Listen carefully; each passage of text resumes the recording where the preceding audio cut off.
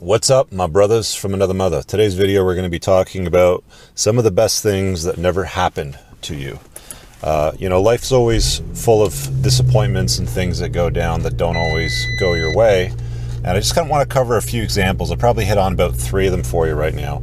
A lot of people get derailed and sidetracked for a whole bunch of reasons based on some of their experiences in life.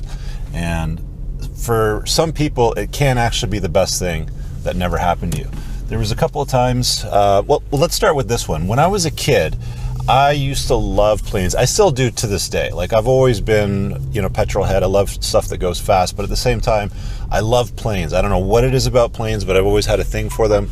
I used to build plastic models when I was a kid, Spitfires, Messerschmitts, even the bombers, all that kind of stuff. Anything that was World War II era, I had a big thing for. So around 1982, that's when the Falkland War happened, and that's when I kind of fell in love with this plane, which was the Royal Air Force jump jet. It was a Harrier jump jet. It was capable of taking off vertically, landing vertically. It had a few other cool tricks up its sleeve. And during that war, the United Kingdom had no air bases on the Falkland Islands anymore, simply because the Argentinians had invaded and taken over. So the only way they could launch any kind of air assault was with aircraft carriers. I think they only had 2 at the time. And they had, in comparison to the Argentinians, which had a significantly higher portion of aircraft, and they did have air superiority when the British arrived. The British Royal Air Force Harrier jump jet just dominated.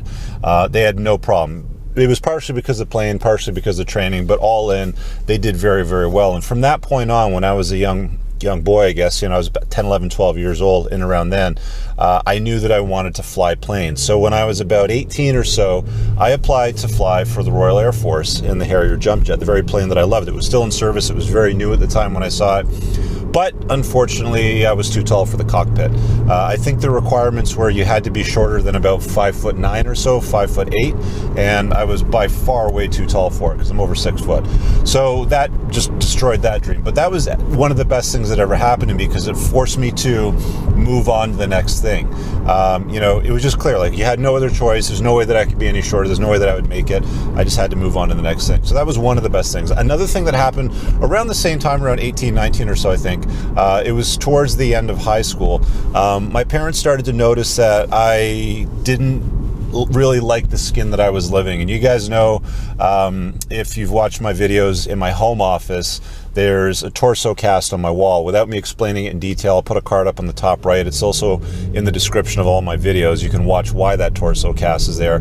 But essentially, the scars that I had on my body, they kind of held me back in a way that's hard to describe unless you watch the video. So check it out. But essentially, they took me to Toronto Sick Kids Hospital.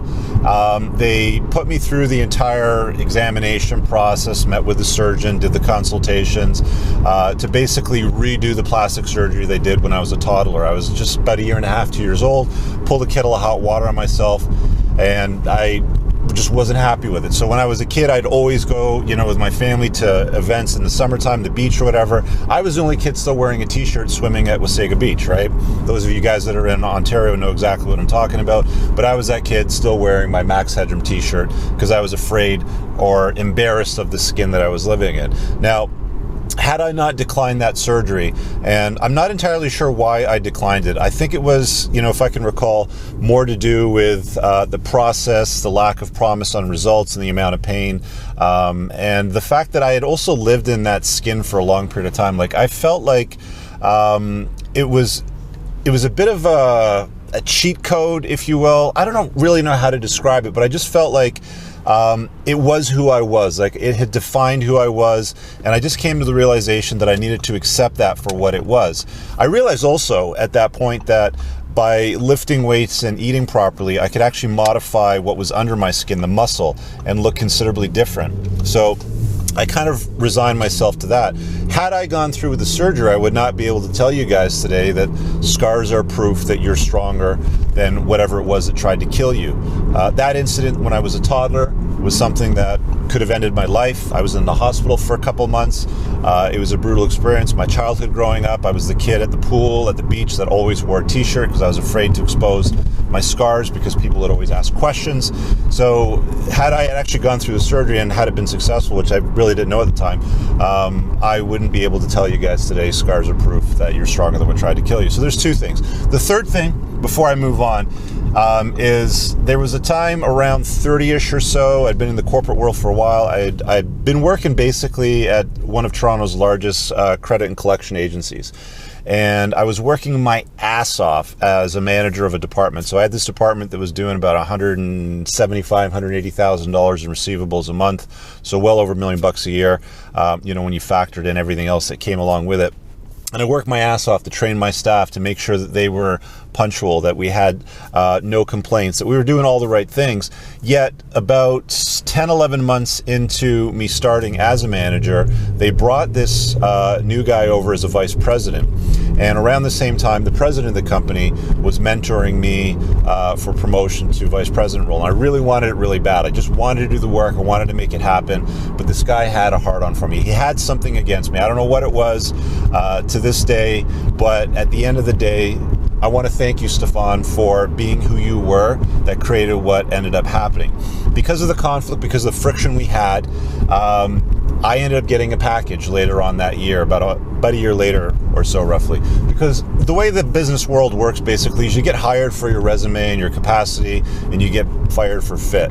Because me and him did not click well. The guy was on me like a fat kid on a Smartie. He'd make me run reports that he wouldn't even do anything with half the time.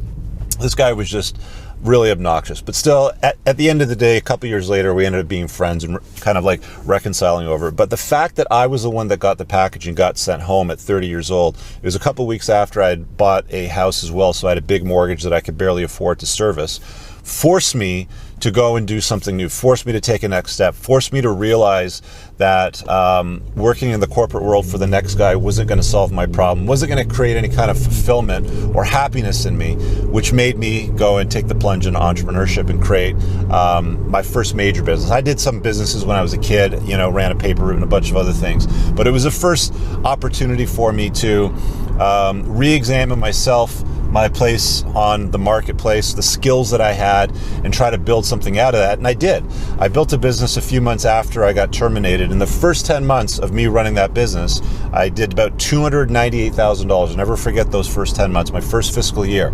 It was incredible. It was an incredible feeling. And the best thing that never happened to me there was getting promoted to vice president by the guy running the business, the guy that was mentoring me at the time. So, in hindsight, all of these, disasters that happen in our lives that might, that we might look back on to examine or consider as a derailment, a detour, a major setback, if you will. A lot of people go through that and they get stuck on it. But here's the thing, you're going to get kicked in the nuts and you're going to fall down, guys and girls. You are. It's part of life. Making mistakes. You ask any successful person what their successes look like versus the mistakes, and I guarantee just about all of them have the opportunity to write a book and call it The Biggest Loser, because they've made far more mistakes than they've had successes. So in the comments below, what's the best thing that never happened to you? For me, there's been a number in my life, but again, the top three were the scars, not getting into the Royal Air Force, and getting a package at 30,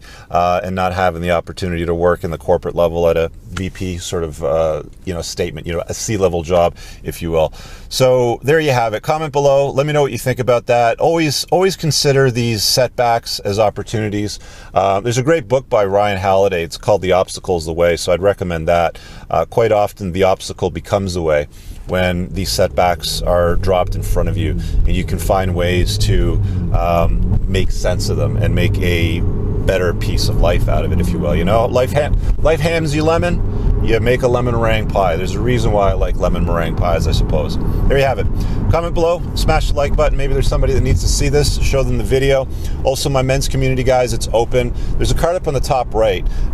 There's a new tier that I introduced to it as well. So the men's community has a lot of the premium content that doesn't go on the channel that you're watching publicly right now for my men's community. There's a larger library there that's starting to grow now. And we also do these monthly learning events. We do book reviews and a whole bunch of other stuff. So click the card up there and check it out if you're interested in that. It's not for wimps. Like, I'll warn you straight up right now. You know, if you're soft, if you're a snowflake, you're not going to like it. You're not going to have a good time in there. It's for guys that are willing to do the work, that want to invest in themselves and be around other like-minded men. There's a couple of extra tiers above that. The next one up is for business owners. You have to be doing over $200,000 a year in sales, and there's a forum component. Again, you can check that out. That one you have to apply for, and then there's another one for one-on-one coaching. If that's of interest to you, check it out. If not, see you guys in the next video. Peace!